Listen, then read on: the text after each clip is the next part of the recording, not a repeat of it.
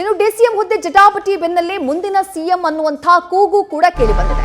ಮುಂದಿನ CM doctor G Parameshwar ಅಂತೇಳಿ ಘೋಷಣೆಯನ್ನ ಕೂಗಲಾಗಿದೆ. ಮಾಗಡಿ ಅಂಬೇಡ್ಕರ್ ಹಬ್ಬದ ರ್ಯಾಲಿ ವೇಳೆ ಈ ರೀತಿ ಘೋಷಣೆಯನ್ನ ಕೂಗಿರೋದು. ಈ ರೀತಿ ಘೋಷಣೆಯನ್ನ ಕೂಗ್ತಾ ಇದ್ದ ಹಾಗೆ ಖುದ್ದು ಡಾಕ್ಟರ್ ಜಿ ಪರಮೇಶ್ವರ್ ಮೈಕ್ ಅನ್ನ ಕಸಿದುಕೊಂಡಿದ್ದಾರೆ. ರಾಮನಗರ ಜಿಲ್ಲೆ ಮಾಗಡಿಯಲ್ಲಿ ನಡೆದಂತಹ ಅಂಬೇಡ್ಕರ್ ಹಬ್ಬದಲ್ಲಿ ಇಂಥದ್ದೊಂದು ಪ್ರಸಂಗ ನಡೆದಿದೆ.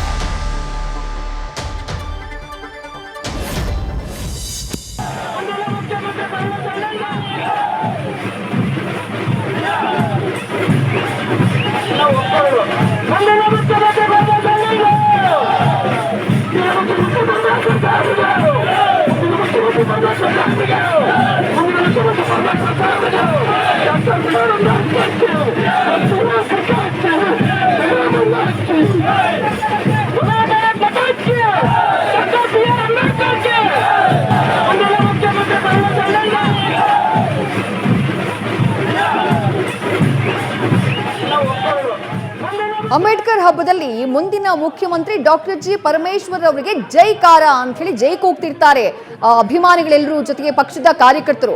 ಈ ಸಂದರ್ಭದಲ್ಲಿ ಕೆಲ ಹೊತ್ತಿನ 2-3 ಬಾರಿ ಘೋಷಣೆಯನ್ನ ಕೂಗಿದಂತಹ ನಂತರದಲ್ಲಿ ಖುದ್ದು ಡಾಕ್ಟರ್ ಜಿ ಪರಮೇಶ್ವರ್ ಆ ಮೈಕ್ ಅನ್ನ ಕಸಿದುಕೊಂಡಿದ್ದಾರೆ.